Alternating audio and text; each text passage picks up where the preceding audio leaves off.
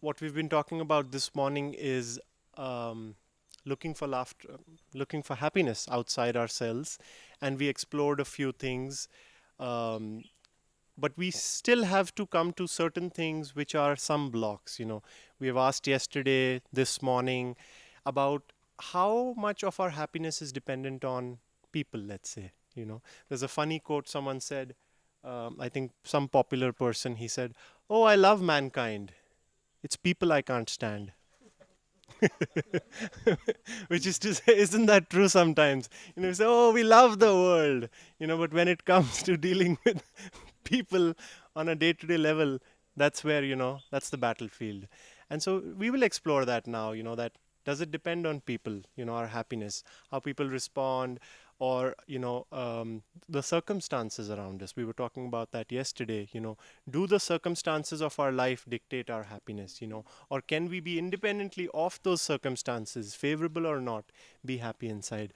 So we'll explore that a little bit and keep thinking of questions. We want to, by the time we end tomorrow, answer any of the questions, any of those, hard ones that you want to ask. So just keep thinking of those now. So I'll call Sadhana ji now to, or should I just bring this over? That might be easier. Welcome back, everybody.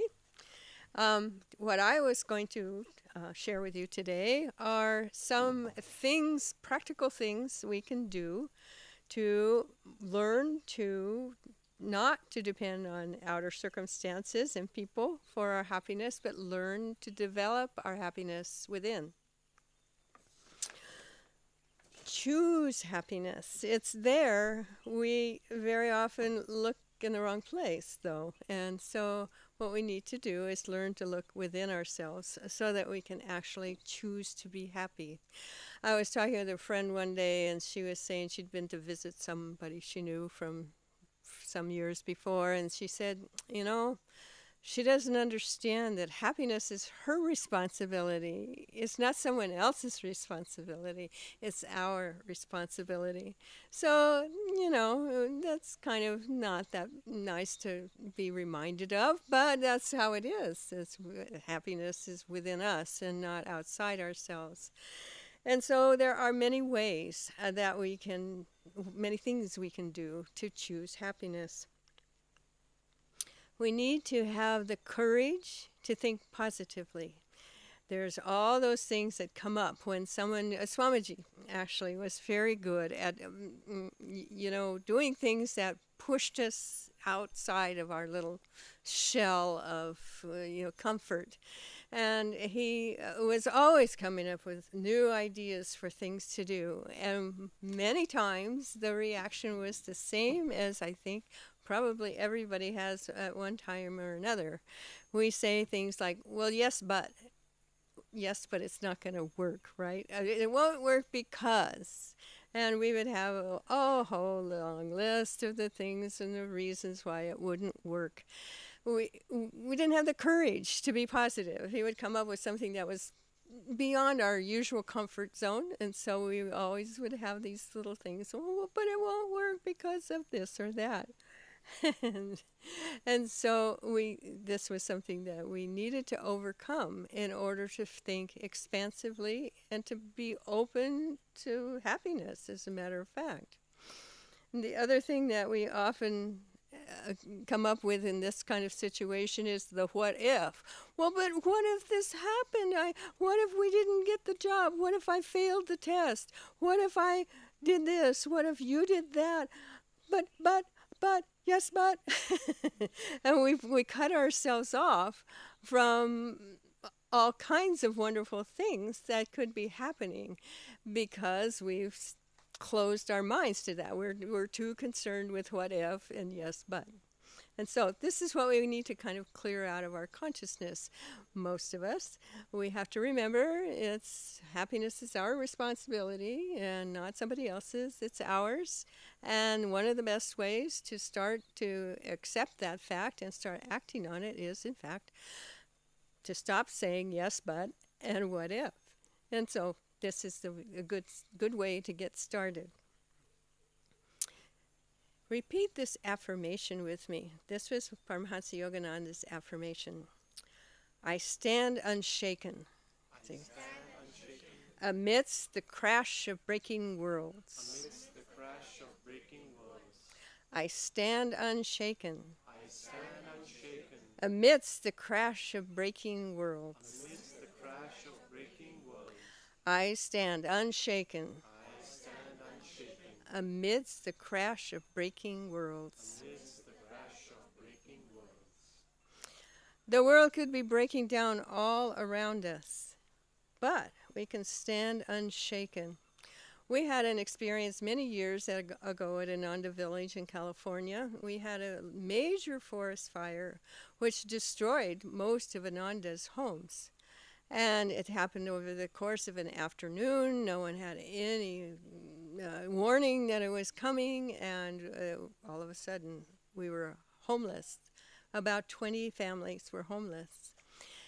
But you know, a very interesting thing happened, which was pretty unusual for people that I had known at least before Ananda.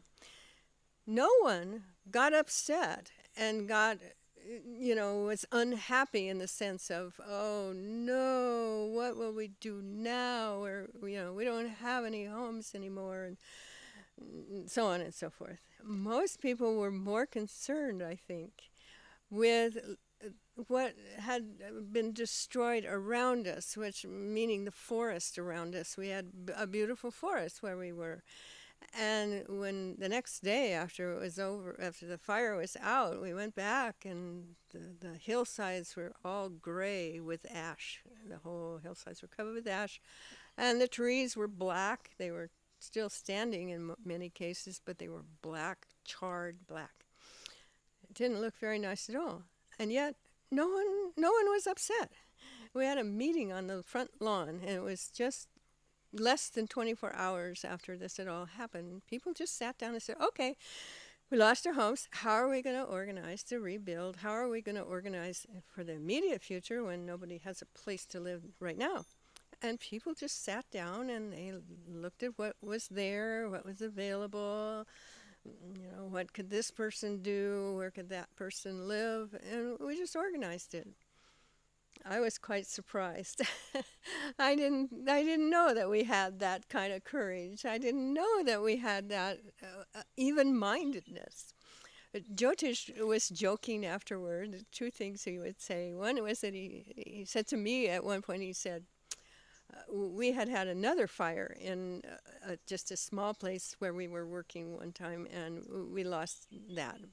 But that was not a big problem. But then we did lose our home in this fire. And he said to me, do you guys just kind of keep a change of clothes at the bank in the safe deposit box in case of something like this happening again, as though we're going to have another one and another one and another one? Better probably keep a change of clothes somewhere like safe, like in the bank, at the bank, right? But that, and his quip was that everybody was so worried about everyone else that they forgot to worry about themselves. And this showed me how you can choose not to be pushed off course or pushed in a way that's going to devastate you.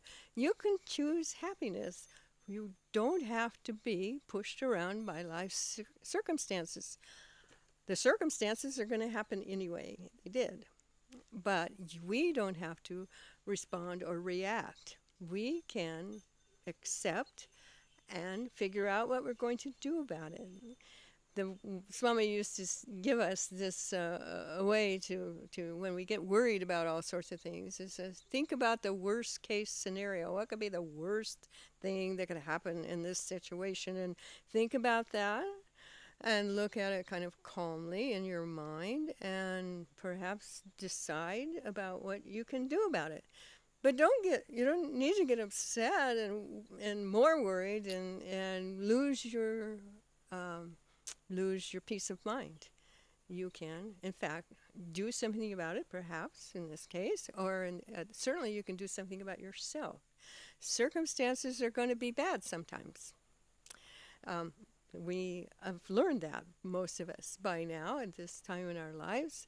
Circumstances are not going to be that wonderful sometimes. we're going to need to do something about those things. Better to look within where happiness is, where happiness lies, rather than always be worried about what's going on outwardly. We can cultivate happiness through the practice of yogic principles. And the definition of yoga is the neutralization of the waves of feeling, or you might put it little bit differently, the calming of the waves of likes and dislikes. And when I used to hear this waves of feeling, I would think feeling is something that's not so good. I thought feeling was, comes from the heart. Isn't that a wonderful thing? You open your heart, you have wonderful feelings about your friends and your family and so forth. The word that's important in this phrase is the waves. The waves are the ups and downs of your feelings, and that's where we need to neutralize and calm that part of us, the part that gets upset when something happens. And so that's what yoga is about. And the main way that that is done is by raising the kundalini.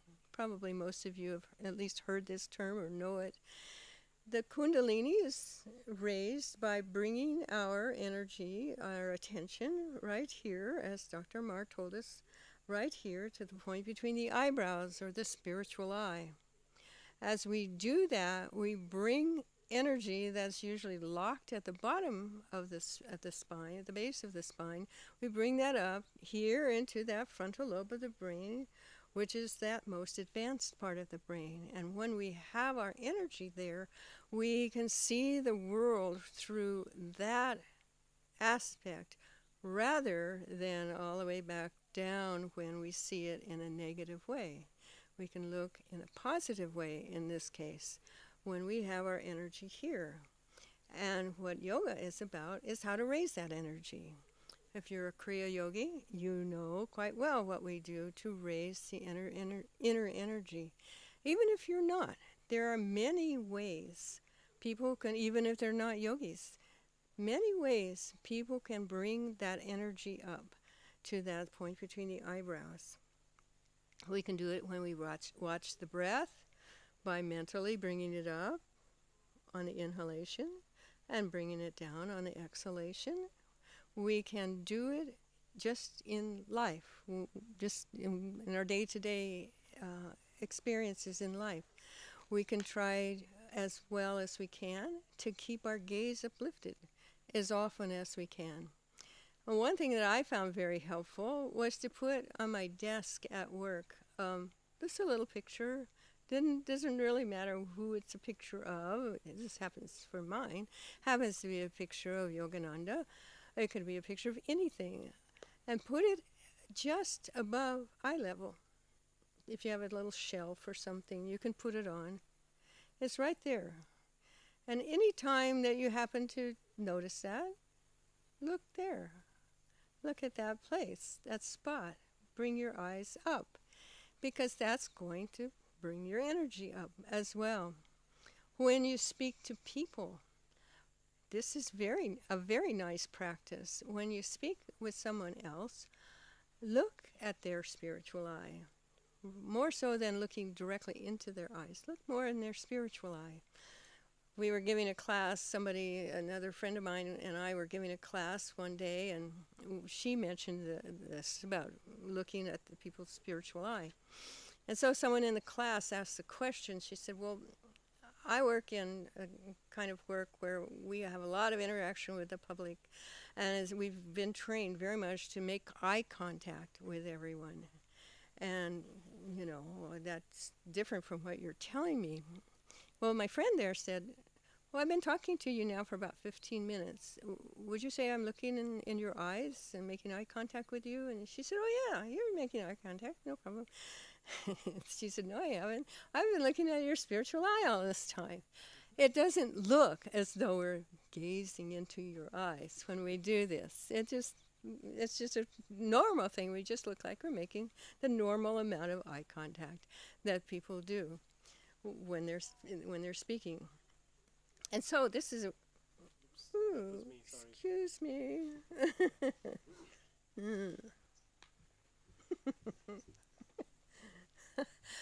I can't tell if it's a bee or it's something else. But anyway, thank you. Where was I here? Okay. Making eye contact. Making eye contact, right. Okay, another thing. We talked about this morning. Smile, not only for ourselves, but when you're out in public. Try to figure out a way to smile at someone. You know, if you're just out and they're strangers that you're passing, try to figure out a way that you can smile at these people without having a kind of a threatening sort of feeling to that. So, you know, some people, in some cultures, it's probably impossible, but I noticed it in India. That doesn't seem to be a big deal. Well, what had happened was quite a few years ago, I had seen a picture of myself where I was really grouchy looking. It didn't look like I was having any fun at all. and, and I thought, I think what I'm going to do is I'm going to practice at least looking pleasant to anybody I pass on the street. Well, it's not so hard where we live in America because the Ananda village is located near a small town. And people in small towns are usually kind of friendly, and so it was not too difficult. And so and what I had noticed though over time, I didn't realize that it wasn't thinking consciously that I'm going to smile at this person and I'm going to pass on the street, but I just was trying to keep that pleasant look on my face. And noticed after a while of some months that people were smiling at me before I even thought about smiling at them. And somehow, if you begin to put out that vibration, a sort of a friendly vibration, that people will respond to that. And so not only does it do us good, but it does them good as well. That's a bit similar to the looking at the spiritual eye, where when we're looking at someone's spiritual eye, we're actually helping draw their energy up as well as ours. And so the same thing kind of with a smile or a whatever friendly look that you have. I try to perfect the impersonal smile. I'm not sure how to explain what that looks like, but I would pass someone on the street with just a little smile, and just a brief eye contact. I think it's the eye contact that maybe might make people nervous, in some cultures at least. And so I would just keep trying that, and I found over time that people were smiling at me before I ever thought to smile at them. When we came to India, especially Pune, we lived over in near the armament, Pashan village. And at the time, there was a big construction project going on right across the street with many, many, many people working on it from the villages. And some of the people were tribals.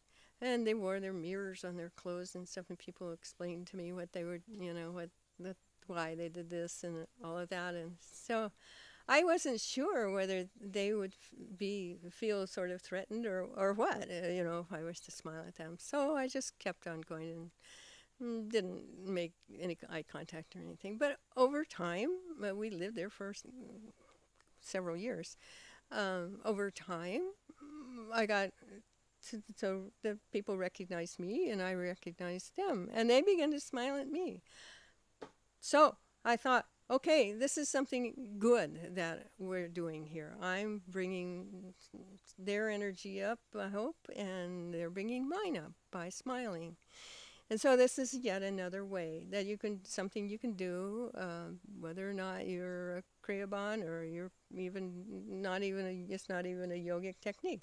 It's just something you can do in your life that will help you to raise your inner energy at least, and perhaps others as well. Watch your thoughts. You may not be able to change your outer environment, but you can change your inner environment. I for myself, I one day decided to watch my thoughts as I either if they were intruding in my meditation, or just as I went out around throughout my day, just watch what was going on in my mind. and I was horrified. It was full of negative thinking, criticisms, and just all kinds of negative thinking. And I thought, this is terrible. And so what I started to do was every time I caught myself in one of those negative thoughts, I would replace it immediately with any thought that was positive. It didn't have to have anything to do with my original negative thought, just anything that would be the opposite, that would be positive instead of negative. And so I found in time, and it wasn't overnight, I will admit, it took a long time to sort of drive out the negative thinking and replace it with the positive thinking. You can't really drive out thoughts that without substituting something else. You have to push them out with something positive. But that did help. I found over time that most of the negative thinking went away, disappeared when I, especially when I substituted something positive. Well, I got seeing is the next thing I have on here. I think we already did that. But here's one more, and I think I make this the last one here, or next to the last. Let go of regret. We all, at some point in life, have said or done something to a friend or a family member or coworker that we say something and we really regret saying that. It's usually something that's hurtful. And or we've had an argument with someone and both went off and refused to talk to each other, and things like this happen everywhere. They happen in families, they happen with friends, happen at work, they happen everywhere. So there's not a lot that we can do to assume that it's going to go away. It's happened, but what can we do? How can we fix? Sometimes we can fix it. Sometimes we can apologize. That's great. That's wonderful. But sometimes we can't. The other person is moved away. Sometimes they passed on. We don't have a way to contact and to try to fix whatever we've done that's been hurtful. And so the best we can do is pray for them. We can pray for them. We can visualize them in light, happy, healthy. We can do all of that. And one more thing that we can do for ourselves to help to let go of the regret is to practice this little purification ceremony that we often do, and I don't know if we've done it yet with any of you, but it's a fire ceremony. You've probably been to a fire ceremony of ours at some point. We build a fire, literally build a fire in something that's fireproof, and in it, the traditional way is to cast rice and ghee into a fire. What we can also do is to write on a piece of paper whatever it was that's giving us, this pain, and that we want to let go of. Let go. It can be something that we want to affirm in ourselves, something positive, if we want to as well. So within that fire, we cast our piece of paper with that thought on it, whatever that is. Cast that into the fire and watch it burn and disappear. And when you can do this on a regular basis, you'll find yourself to be feeling much sort of lighter, that the heaviness of sadness or negativity is not weighing you down so much as it did, because you've found a way to release it. It's mostly it's us that are holding on to it, and we need to release it in some way. We need something that will help us release that, and that can be the thing. We can release it in that way. Speaking of this is a little bit different, but it's very much like it. We all have attachments to people, attachments to things. I tend to have a lot of attachments to people, And sometimes it's just really painful to be attached, especially to people, because you're sort of trying to control them, perhaps, or I'm not sure quite what it is that makes it so painful, but it's kind of not very pleasant. And so I came up for myself with a visualization. I think of the person, could be a family member, could be a friend, whatever it is. Think of the person in light, surrounded in light. Everywhere is light. And in my mind, I can say to that person, you are very dear to me. This is important to say this. You not only recognize it in yourself, but you're also sending that thought to them. You are very dear to me, and I release you into the light. The first time I did that, I was quite surprised. All of a sudden, my heart just sort of relaxed. I was no longer so attached in that way. So I would suggest to try that. You might find that it's very helpful in letting go of your attachments, which of course, in a way, make us unhappy. We're happy when we're with our loved ones, and yet we're unhappy because we're attached. And so in this way, we can take away, hopefully, take away the attachment. Okay, this is the last one. Contentment is the supreme virtue. Practice contentment and gratitude. You can say this affirmation. I vow from today onwards to be happy under every circumstance. I came from God's joy. I am joy. I vow from today onwards to be happy under every circumstance. I came from God's joy. I am joy. And once more. I vow from today onwards to be happy under every circumstance. I came from God's joy. I am joy. And so I'd like to end with joy to you. Sometimes when I have given a class or a discourse, something to a brand new audience, I have had no, and I'm perhaps even the first speaker, and this is a philosophical topic perhaps, I'll come out on to the podium there, and I'll have the, here they are. I'll have the audience do that, do those exercises. And of course, sometimes people have come to that lecture thinking of a serious discourse, philosophy, and so forth. And I'm having them do these silly exercises. And I've noticed something almost inevitably with every group I've ever done those exercises with.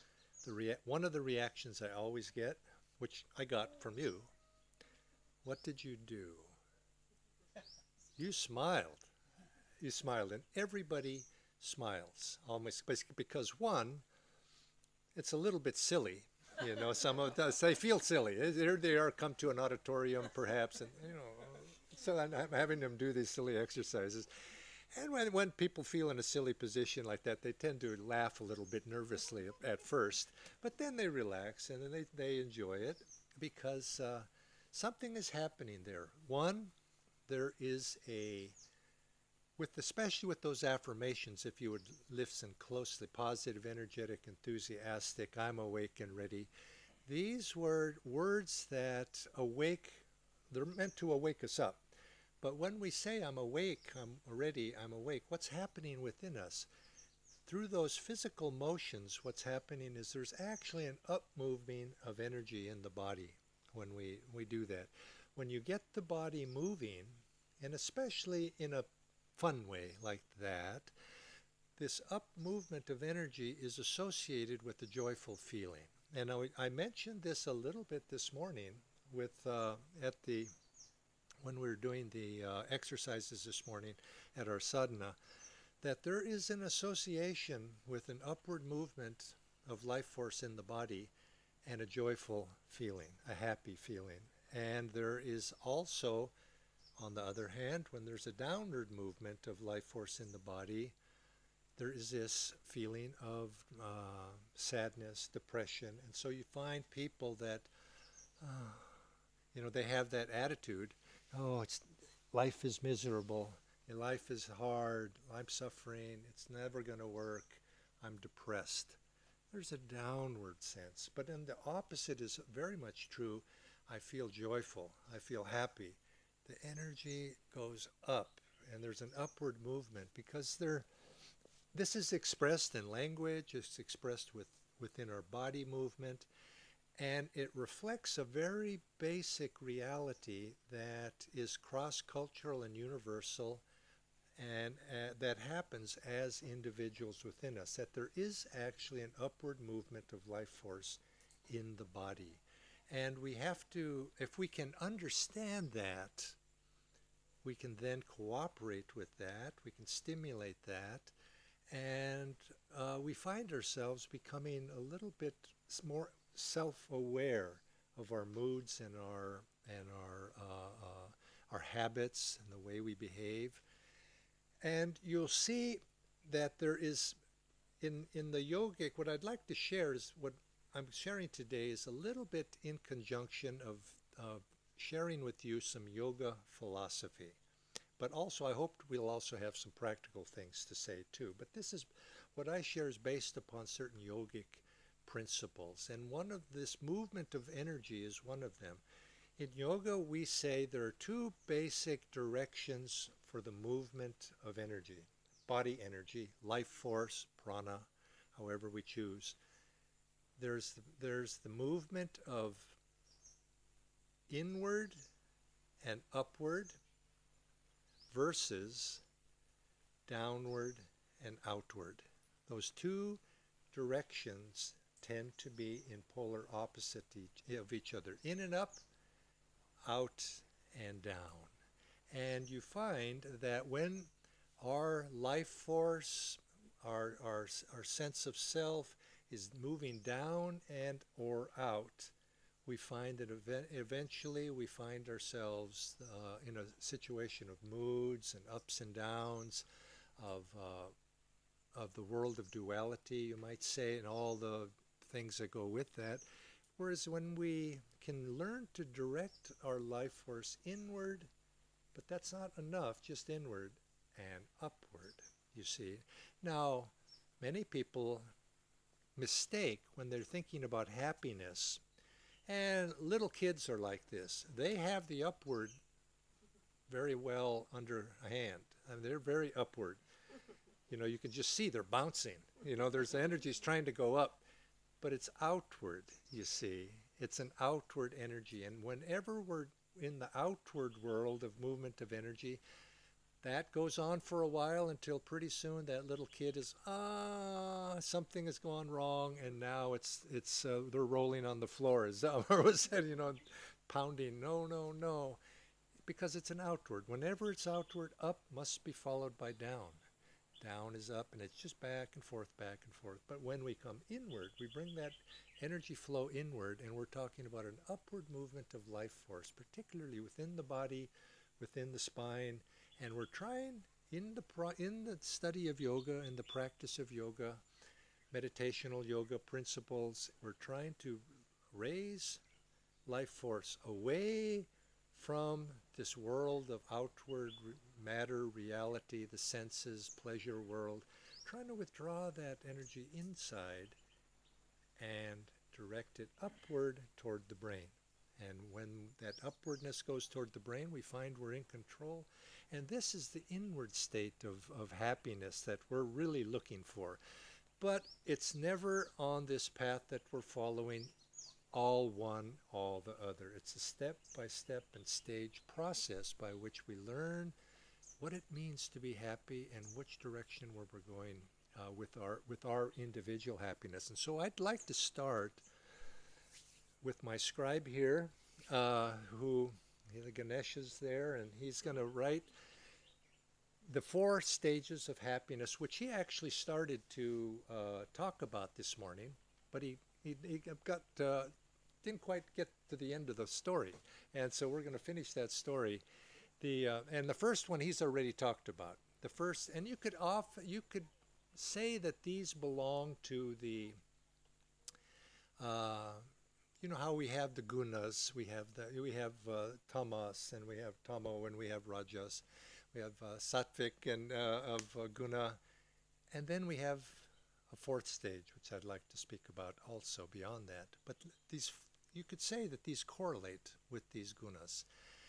Now, the 1st stage, of course, is Gaurav talked about that. He talked about pleasure. That's basically a tamasic form of happiness because it's based upon, it's the very outward, sensual expression. Now, because I've labeled it tamas, it's sort of given it a negative cast and other in mind. And I don't mean it quite that way. I mean it more in terms of a spectrum. Because we are given these senses, and it's said that we live in this world of senses. The thing is, we need to control that and how we use our senses. The senses have their purpose to be able to do the functions of living in this world. And I think we talked about that already, so I won't go much in that. But then the 2nd stage, which is what Gaurav also began to talk about, and you could say it's more the rajasic approach. The 2nd stage is actually, second stage is, no, the 2nd stage is learning to, it's the tendency to think we're going to find our happiness by arranging circumstances. And this is very natural. A person says, I want to be happy, what do I do? And we begin to arrange our circumstances. If I had the new car, it always seems to be one of the examples we use. If I had the perfect marriage, perhaps. If I had the perfect family. If I had the perfect house. If I go to the kids think, oh, I'll go to the amusement park, and I'll be happy there. Have the Gaurav goes to his favorite restaurant and gets a good meal. He'll be happy there. Whatever it might be, we're seeking that happiness by arranging circumstances outside of ourselves. And this seems very natural to do. And if we look at of when we define happiness, it's usually, this is the most common thing. I'll be happy if.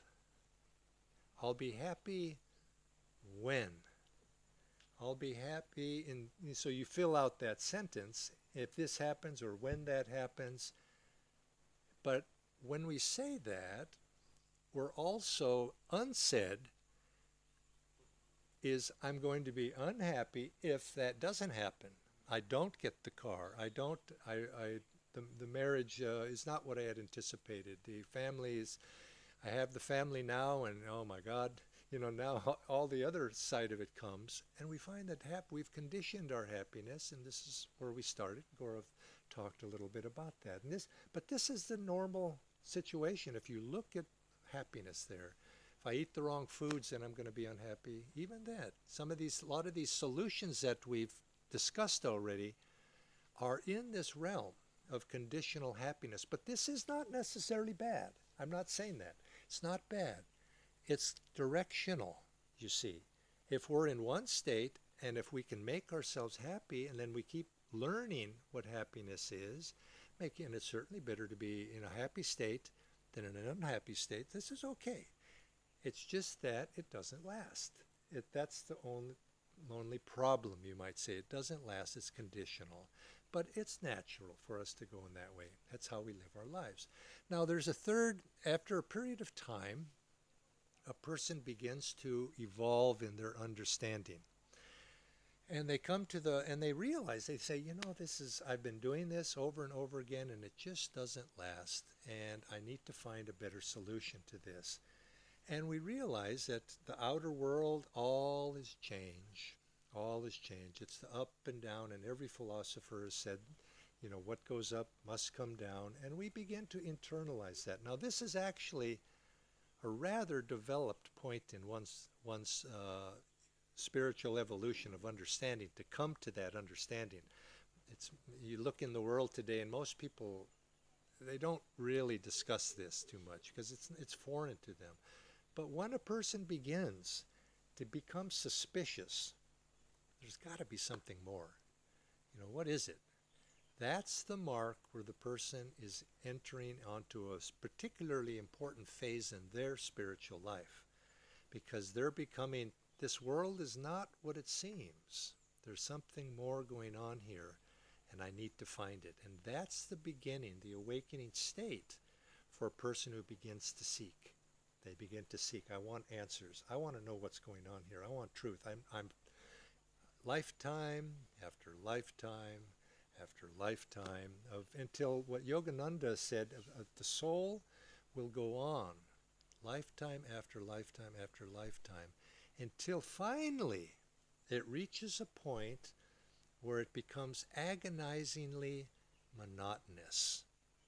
How many times as a kid, as I used to like to go to the amusement park and ride the roller coaster, how many times do you want to ride that roller coaster just to get the thrill of the roller? I mean, when I was a kid, I did a lot, so I never seemed to get tired. But after a while, you say, you know, I want to do something else. And this comes finally to every soul, sooner or later. It's our destiny to become tired of it, and we want to get something more. And we start to get little hints. There's got to be something more. And that's really when, from the yogic point of view, you could say then the soul really begins to ask serious questions, and they begin to investigate. And when we do that, we say, okay, happiness is not outside. Where must it be? And we begin to look inside. This is all the philosophers say this, all the religions, they point us in this direction. And we now come to that, you might say, sattvic level of finding happiness. But there's, you could say there's a couple of sides to this. We look inside, and I was going to say for looking for happiness, fulfillment, that's we begin to look outward and we realize it's not there, but then we begin to look inward. Now, there's a certain stage of this that is also rajasic, because we say, well, happiness is inside myself. If I could find a way to stimulate that happiness inside myself, that would be the way to go. Then I don't have to worry about things outside. And we begin to do various practices that seem to make me happy. And we get happy, but then it goes away again. And there's a certain conditional element, even looking inside of ourselves. Because you could even say that, I don't like food, that I'm not going to pursue food, but I'm going to pursue some sort of inner food that will satisfy me, intellectual inquiry or whatever it might be, and I'll make myself happy. But then it goes and it comes and goes. And many people find, even they begin to meditate, they find that they meditate with the intention of, if I meditate, I'll be happy. Happiness will come to me if I meditate in just the right way. Happiness will come to me. And that's good. It's good because there's truth to that. It's a more refined way of finding our happiness rather than outside of ourselves. We find it inside of ourselves.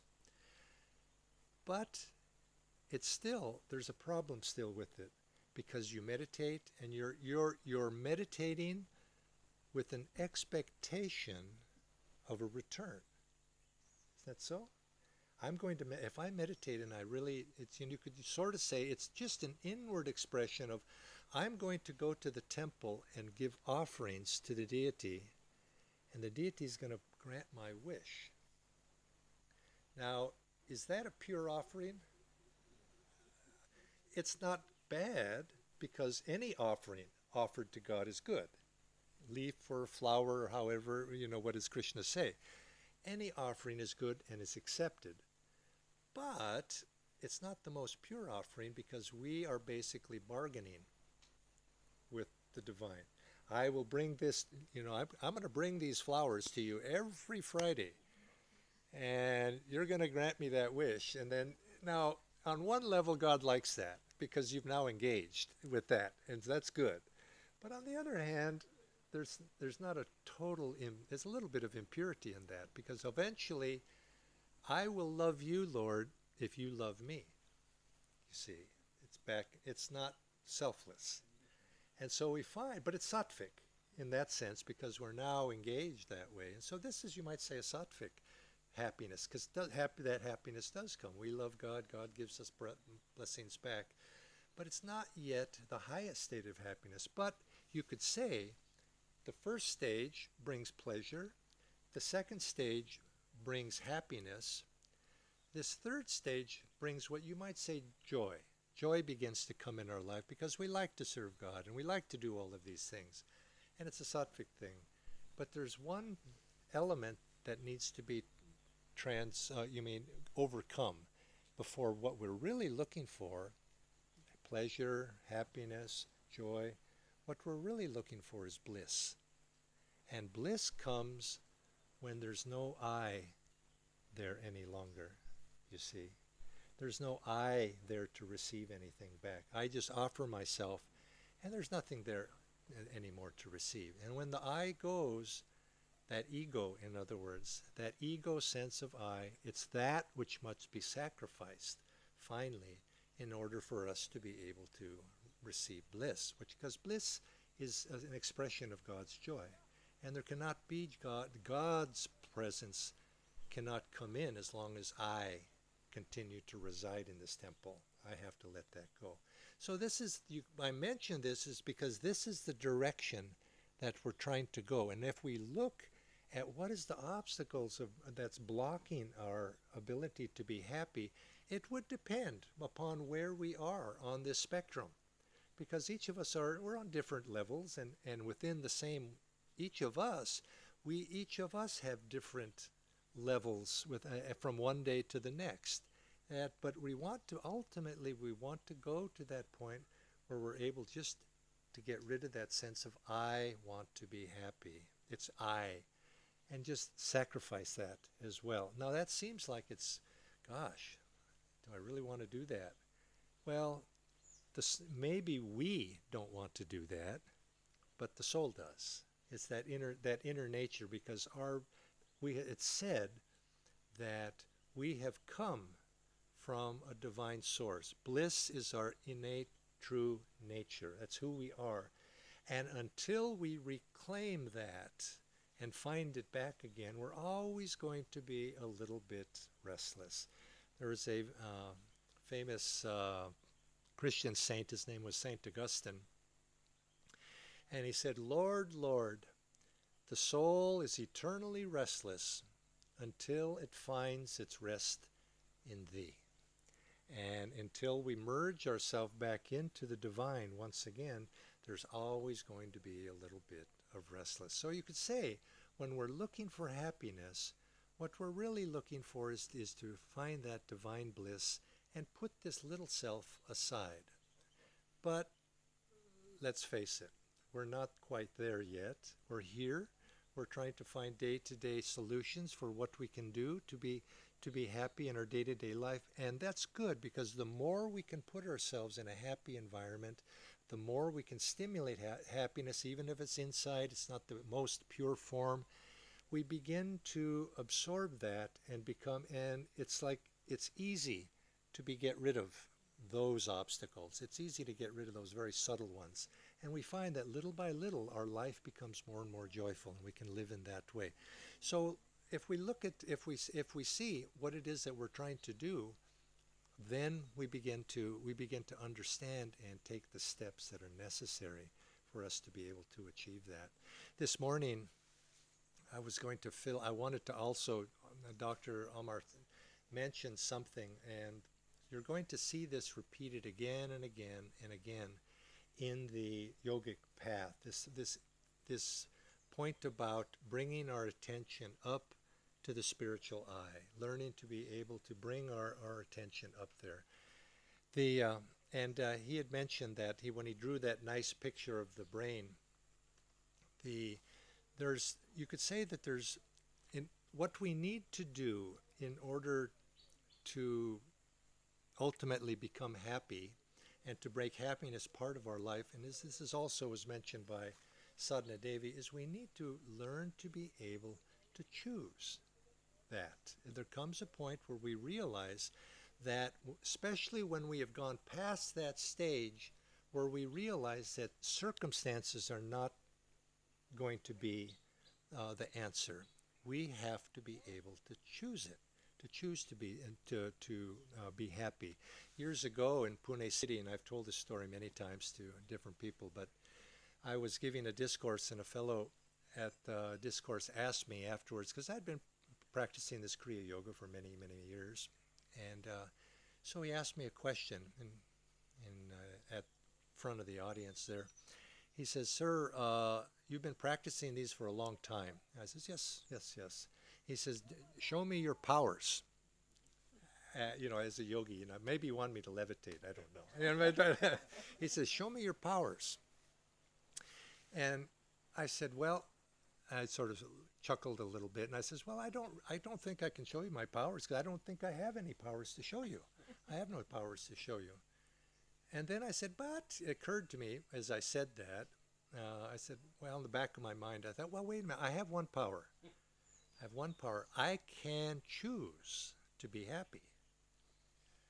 And I says, now, and he sort of laughed at that. He laughed, and the audience laughed. And I says, yes, but it's a serious question. Can you choose to be happy? Because most people cannot choose to be happy. And it sounds very simple. I'm going to just choose to be happy. But the question is, how do you do that? Can you do that? But if we can learn to be able to choose to be happy, we can extend that to a larger question, or to a larger arena. We can choose to be peaceful. We can choose to be calm. We can choose to love other people. We can choose to be however we choose to be, if we learn to be able to choose, because we have the power to do all of these things, to be perfectly calm, perfectly peaceful, perfectly happy at any time, if we learn to choose. And so the path of yoga, you could say, is learning to be able to make that choice and to be able to do it at the time when it's necessary to do it. And if we can learn to do that, what happens? We learn to take control of our life. To the degree that we are dependent on circumstances determining what happens in us, it's up some days, down the other days, but we're riding the boat on the very rough ocean, and we have no control over it. And inevitably, sometimes some people feel as if they're a victim of circumstances. Circumstances happen. How many times I've been asked, what's my karma? My karma is bad.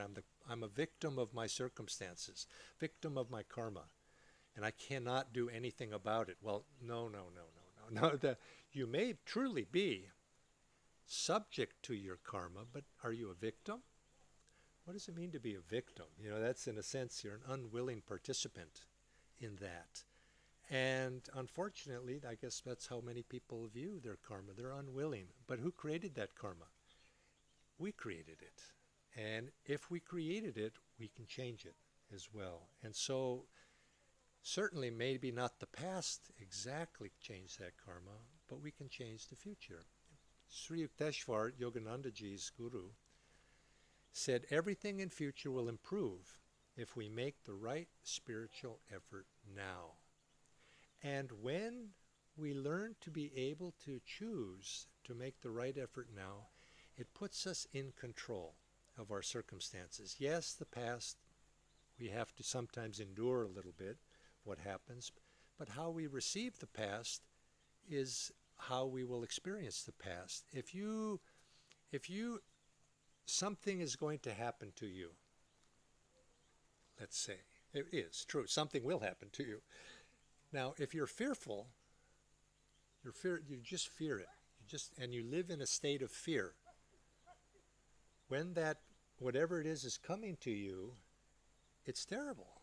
It's terrible. You're in fear. Nobody likes to be that.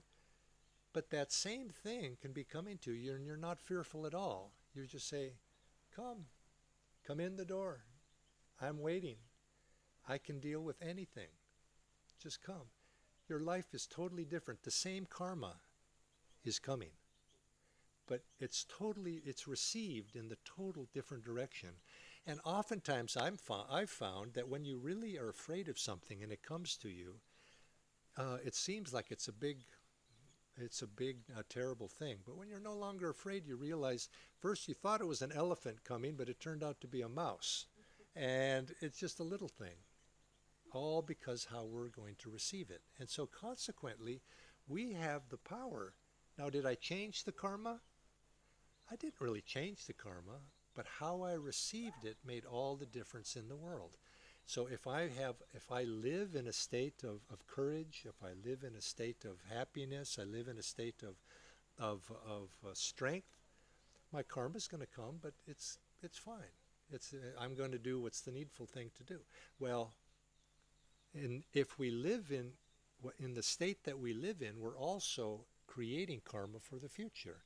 So if I live in a state of happiness and joyfulness, and I do something, it's going to put into motion karma that's probably not going to be bad. I do something, I'm happy, maybe I made a mistake even, but I did it with good sincerity, a loving heart, and it didn't work.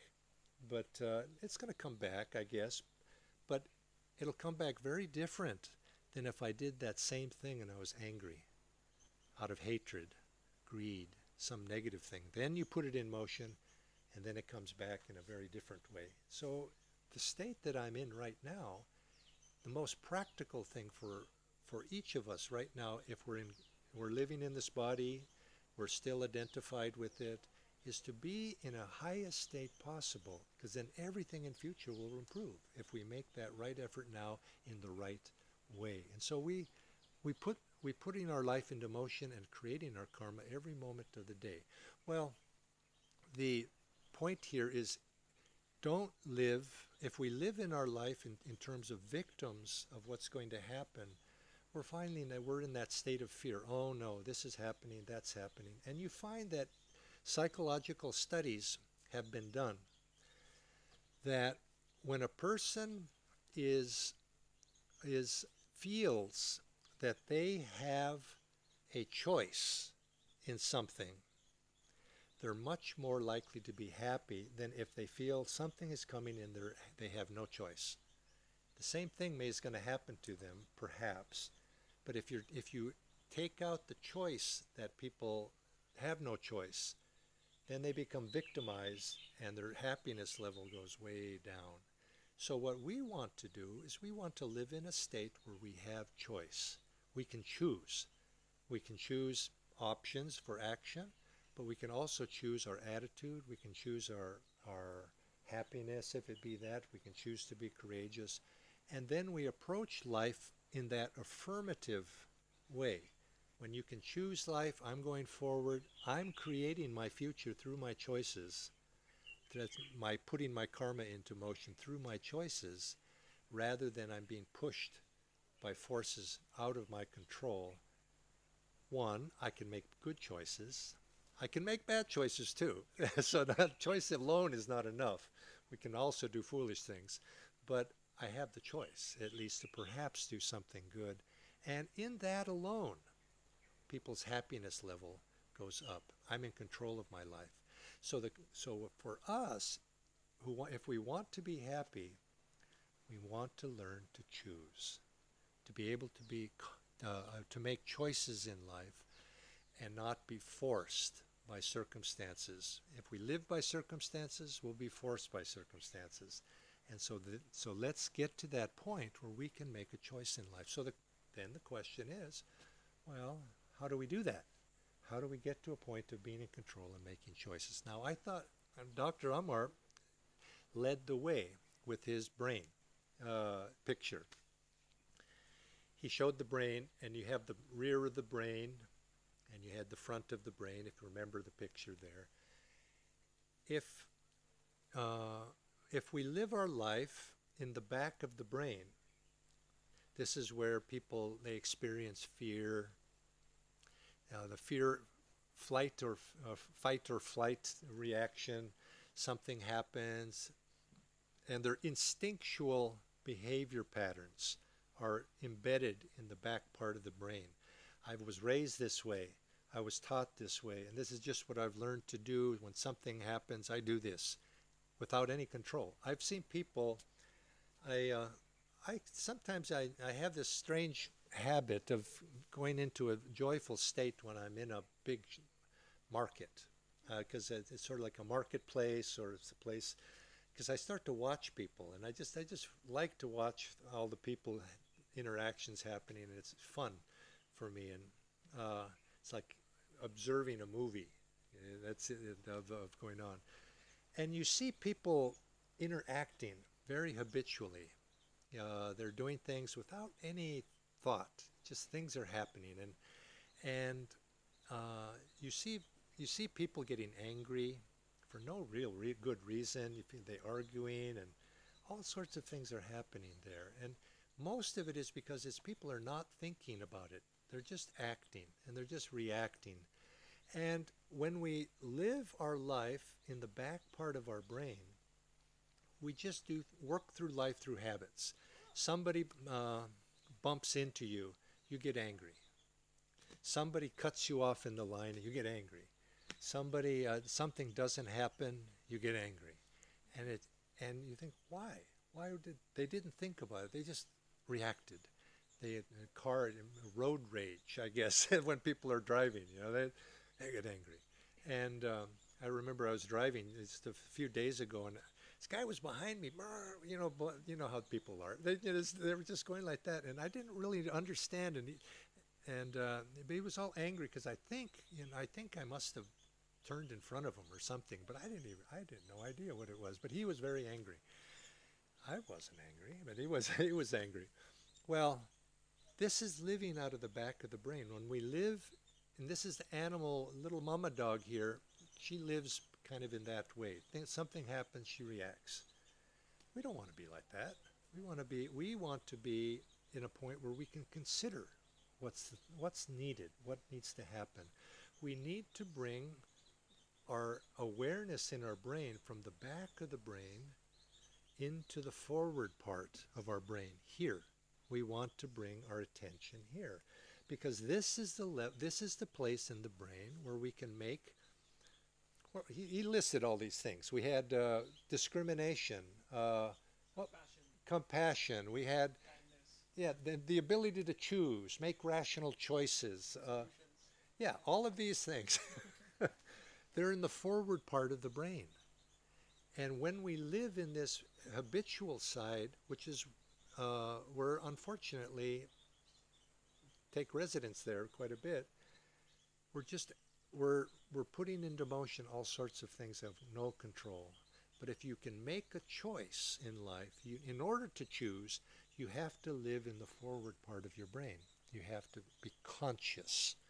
So the first chore of the devotee, and the first chore of somebody who wants to be able to choose to be happy, is we have to be conscious. We have to be awake.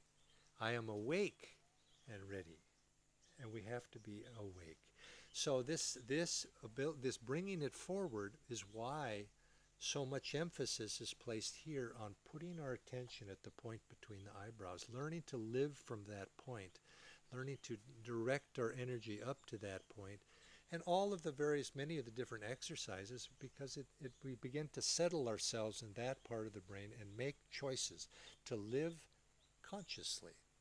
And if we begin to make that a habit, to make conscious choices in life, then we find we can take it to that level to actually choose our reactions. Something happens in life, and we can begin to choose something, put something in motion. We can choose even to be happy or calm when everybody else is falling apart, because they're able to maintain their center, because they've stayed in this point. Now, on a yogic level, this corresponds to what we're trying to do. When a person takes up the path of meditation, the path of yoga, what we're trying to do is very consciously also bring our attention, bring our seat of awareness from the back up to the point between the eyebrows. It's said, now this is, some of you know the answer to this. If you've taken our classes, you'll know the answer to this. So you have to not spill the answer right away. But I want to ask a little question. They say in the yogic, there's a story, Paramahansa Yogananda, when he was in India in 1936. He was up, I believe he was up on the Ganges somewhere, and he ran into, was it that story or no, it wasn't there. No, that different story. He was in an argument with with the Raja, yeah, in Ranchi, that area, somewhere over there, east side. See, you knew what I was going to say. Have I told you this story before? No. Anyway, he wanted to have some land given to him. He wanted the Raja to give him some land to start his school. So this would have been in about 1919 or thereabouts, 18. And he went there, but the Raja was not sure. He said, "Who is this guy? I don't know if he's worthy of me giving him, donating this land," and so on. And so he brought a bunch of priests in, Brahmin priests. They came in, and they were going to interrogate him to see if he knew what he was talking about. And they brought their scriptures, and they started asking him all these very scriptural questions. And that went for a little while, and but Yogananda wasn't necessarily a scriptural scholar. Although if he put his mind to anything, he could know the answer to any question if he meditated on it. But they went a little while. He says, "No, okay, stop. You've asked me all of these questions. I want to ask you one." And it's said in the scriptures somewhere, I don't know where, but he said it's said in the ancient scriptures that man's the four aspects of man's consciousness are seated in the human body. Can you tell me where the four aspects of human consciousness are seated? Now, one, in order for you to appreciate this, you need to know what the four aspects are, right? So the four aspects are mon, buddhi, ahankar, and chitta. Mon, mind, intellect, ego, and heart's feeling, chitta. And they couldn't answer. So I ask you this question. Where do you suspect feeling is located if it had its seat? In the heart, because I actually gave it away because I said heart's feeling, but I don't. And I was almost going to do it again before, but I said no. Okay, but that's pretty obvious, huh? Okay, it's feeling is in the heart. It's said that heart's chitta is seated in the heart. Okay, now how about buddhi, intellect? Where would intellect be seated? Close. Now, if you'd have said here, I would have been better, because here was a little ambiguous. Where exactly? But it's in the frontal lobes of the brain, and it would be here. So okay, but so okay, that's good. You get a good mark for that. Okay, now the other one, mon, mind. Where is mind seated? Where does it have its seat? Any guesses? Where? No, because that's the intellect. But now you could have had two at the same place. It's true. There, she's good. She's got 2 out of 4. She's the winner already. Here, yeah. It said this is its seat. Now, okay, now this is the hard one. Ahankara. Now the ego. Where is ego seated? You're saying here at the throat.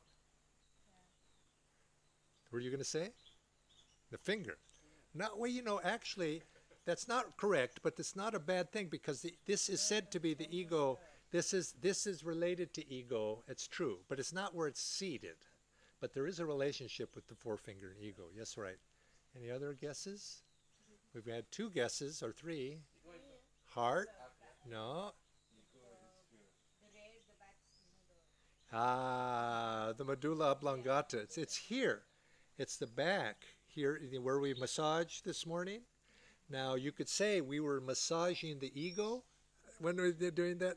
No, we were just, but this is said to be a very mystical spot in the body, but it's not, well, even those priests didn't know this, but this is in the yogic masters know this, but that each of these has their seat.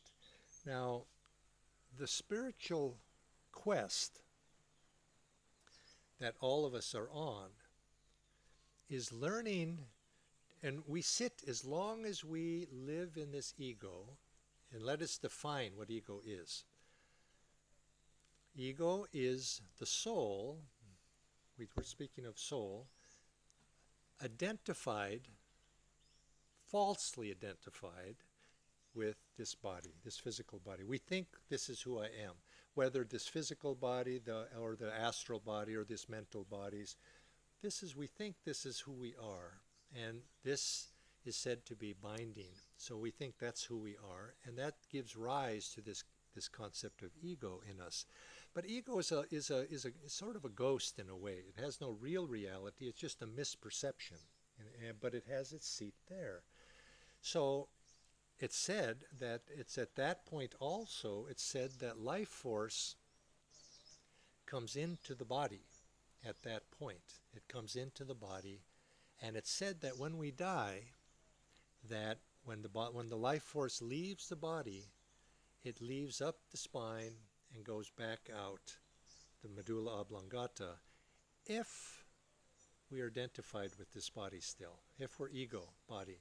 Now, what the goal of the yogi, of course, and the person who is able to live in a state of bliss is what we're after, is for the life force when we die to exit the body out through the spiritual eye, or even through the top of the head, is to exit at that point, going out of the body, not through this point of the ego.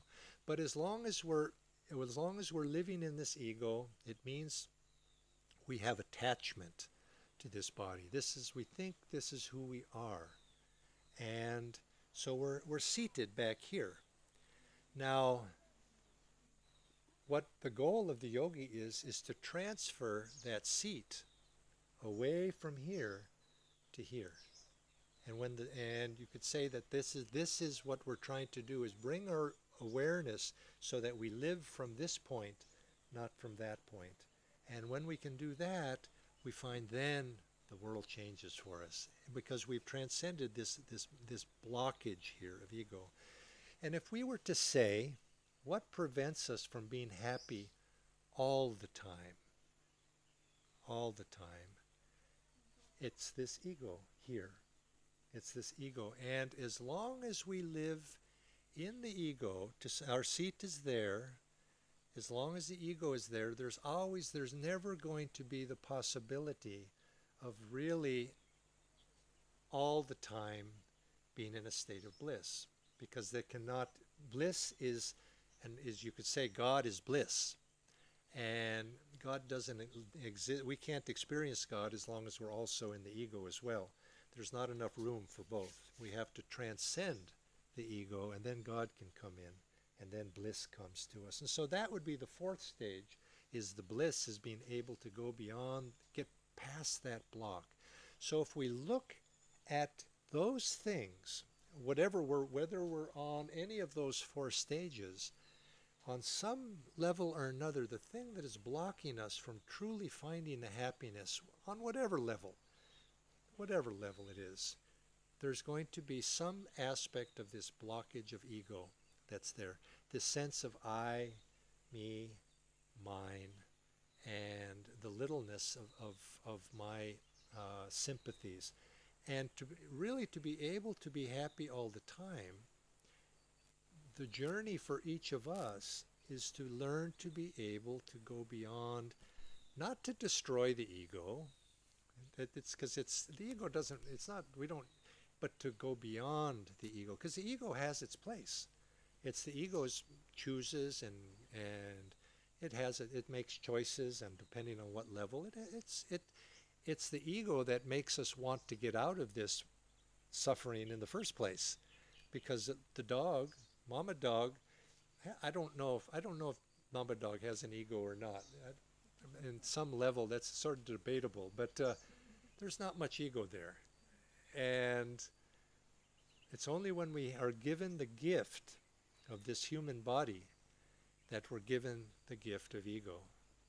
Now we kick ego around a lot in our language, but it's also that ego that makes us want to get out and go even further.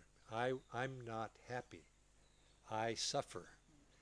This is, Buddha, they tried to protect Buddha so he would not see any suffering, but finally he saw suffering. He said, I suffer.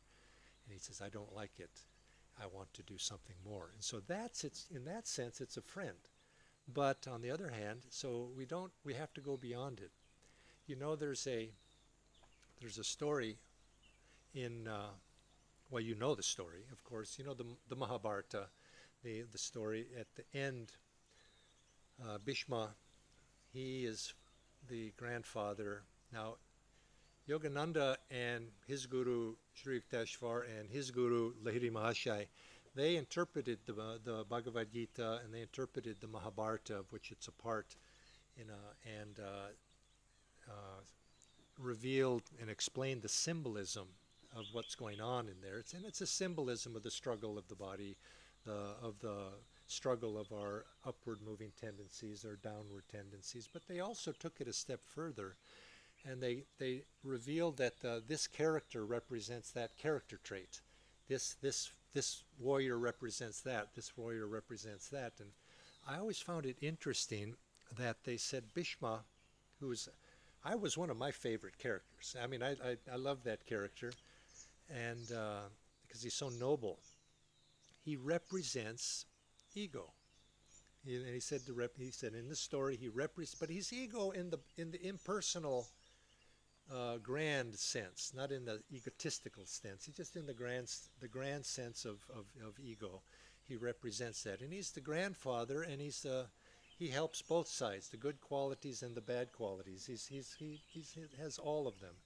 Well, if you remember, when Bhishma is finally defeated, he's invincible.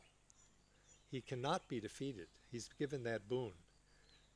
Except when it comes time to be defeated, he has to agree to allow himself to be defeated. And so he tells the Pandavas, if you know the story, you should know the story, he tells the Pandavas the secret of how to conquer him. He gives them this is what you must do. And then they fill him he allows himself to be filled with arrows, and then he doesn't die there. Then he chooses the time when he chooses to die, because that's his boon. But the point is there that the ego must voluntarily give up. It's that ego that voluntarily allows itself to surrender itself. And I think this is what each of us, when we're looking for happiness in life, is to allow, you could say, that ego side of ourselves that puts up all of these blocks, is learn to surrender them, let them go. And you'll find that if we can let those ego blocks go, we find that then happiness comes in. We don't have to create happiness for ourselves, or bliss, joy. This is our natural state. But we have to remove those things that are preventing it. And those things are usually in some way or another with the ego. Sadhana, hand me my sheet there. I've got a whole list of little things that I'd like to share. And they're related. I want to share some of them that are related to, I think one of and obviously, those things that block, you might say, other people, that block our heart from being able to be expansive in what we do. Sri Yukteswar, Yogananda's guru, he said the beginning of the spiritual path, because remember, what we want is bliss now. We're on this journey. We want to be more than just happy. We want to really be blissful all the time. He says that journey begins. Uh, One is I mentioned we become suspicious. Okay, there's something more here, and I'm curious. I want to have that suspicion. He said the first step is we cannot take one step on the spiritual path, the real spiritual path of finding out truth. What's the real answer? We cannot take one step on the spiritual path until we awaken the heart's natural love. That's the first thing. The heart's natural love has to be awakened. Now, the heart's natural love is a little bit, it's not quite so, it's not that we love everybody. In other words, we run out and give everybody a hug. We're not saying, no, we're not doing that. But it's that blockages of the heart that are there. And he defined it. He says all of these little blocks that we have, that we need to be able to purify the heart and consciously try to overcome them and let them go. And I don't need not go in every one in detail, but they're the obvious things. Hatred, that things that separate us from other people. He said shame, because shame that separates us from other people in a different way. Prejudice against other people of whatever station they are, sense of false pride, greed.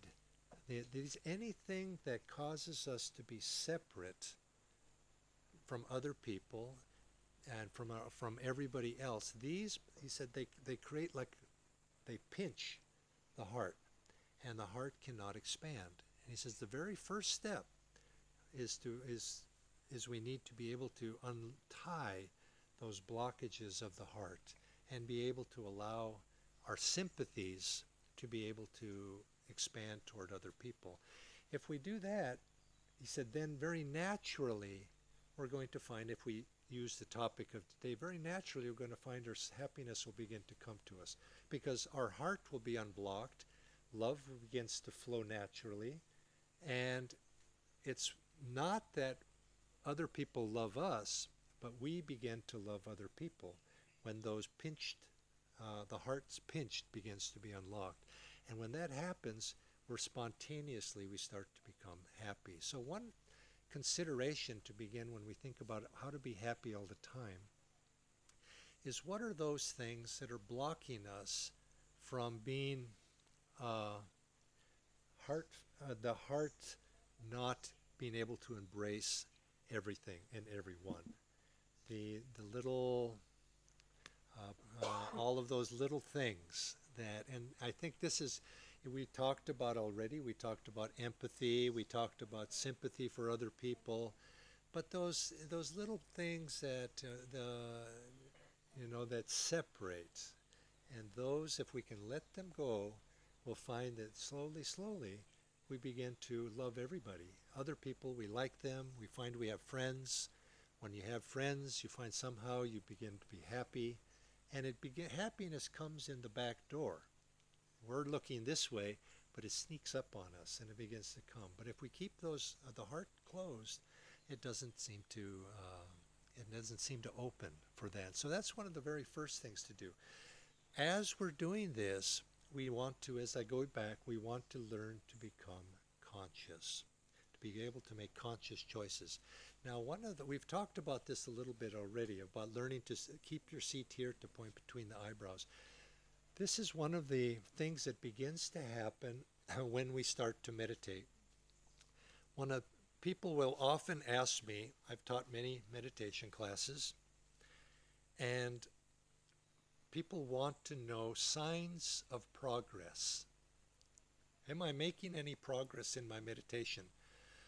I haven't seen the light of the chakras yet. I'm not making any progress. They go to some totally unrealistic, expectation. I haven't had a vision. I haven't, some way out there experiential phenomena. And really, when people say that, what they're really doing is it's like going to the movies in a different form. And what they're really, what they want to do. Are you having to leave? Oh, oh no, that's a good idea. If you need to stand, please feel free. The uh, it's just a phenomenon. I try to tell them, no, no, no, no. Meditation isn't about that. It's not about that. But one of the first things you do start to notice, and this is very key to learning to be happy in life, is when you start to meditate, you begin, because you're bringing your attention to the point, to the forward part of the brain, and repeatedly doing this day after day after day, and then trying during the day to even act from that part, trying to act conscious. Doesn't mean you're not going to get angry and mad and all that happens, but little by little you chip away at it. One of the things that begins to happen is you reach a state where you begin to react less to what happens to you. You become less reactive. Somebody pushes, cuts, I use the example, cuts in line. Uh, it wasn't a very nice thing, but, you're not going to all of a sudden blow up. Or the road rage, or the little things that happen. You don't react anymore. Or you react less and less and less. And as you become less reactive to life, it's those waves that Sadhana Devi talked about, the waves of feeling. She was talking about those feeling of, that drive us. They begin to calm, and you become less reactive. And when that happens, you then, doesn't mean you don't act, but you act appropriately. In other words, you consider what's the right thing to do. What should I do? Something is happening. There's an accident on the road. There's a person injured. Now, if a reactive person goes, oh my God, and starts running in circles, and oh my God, and a person who makes an appropriate action says, oh, I should find a doctor. I should help this person. I should get him away from the burning car, or whatever it might be. You can have time to think and consider what it is you're going to do, because you're not in that emotional reactive state. And you find that then you do the appropriate thing. You consider what's happening. A friend of mine, who was also a meditation teacher, he had a good example.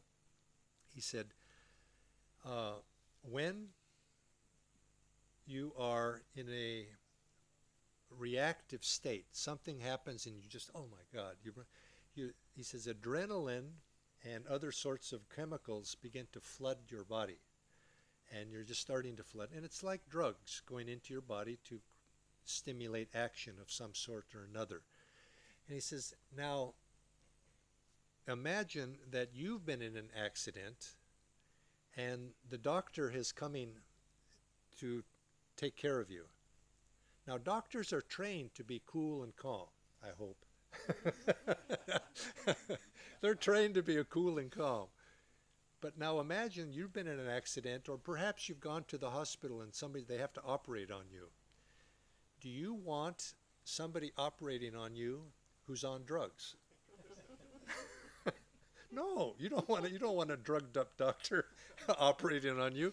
You want somebody who's not on drugs. He's cool and he's calm. And that's how it is for us in life. If we can't be on drugs. We want to be cool and calm. And we find that this is what happens when we start to meditate. We start to be able to live and respond to life in a cool way, in a calm way, considered way. Doesn't mean, some people think, oh, you start to meditate, you don't do anything. No, what you do is you do the needful when it's needed. Appropriateness. And you learn begins to happen. You have that, something goes wrong, you think about it. It's quickly. You just respond rather than react. And this you begin to notice. You stop that emotional reaction. And this is the definition of what it means to be a yogi. Yogi, a yoga is defined as the neutralization of these waves of feeling in the heart, chitta, the waves of chitta in the heart. As long as those waves are raging, it gives rise to this concept of ego, I. But when we calm those waves, the ego begins to calm at the same time. And that sense of I-ness and that sense of separation between us, it begins to go away. And when there's no separation, something begins to creep into our life. We begin to, all of a sudden, spontaneously be happy for no reason. And that's what we want. We just want to be, there's no reason for it. It's just a certain joyfulness that comes. But it also goes, and you have to bring it back again and again until finally we let this whole ego, we surrender. It's like Bhishma, we surrender that ego finally. But yet it's a great state to be in because it comes spontaneously without you having to work at it in that way. Now there is work involved because this path of making a choice is something that is extremely difficult to do, not easy. Now I say that, not to discourage anybody, but I've had so many people, they think that this is going to happen I'll start meditating in a week or two later, I'm going to all of a sudden transform my life. And no, it doesn't happen that way. We have been in these bodies. It's said that there's no real count how long we might stay in these human bodies, but hundreds, millions, thousands of lifetimes. Swamiji once asked the Master, when the Master was talking about how he had known a disciple tens of thousands of years ago, had been his disciple, this person had been a disciple of his for that long. He said that the fellow had gotten lost a little bit and finally came back around. But, and Swami asked me, he says, does it always take so long? And Yogananda said, oh yes, desires for this, desires for that, pull people away again and again and again.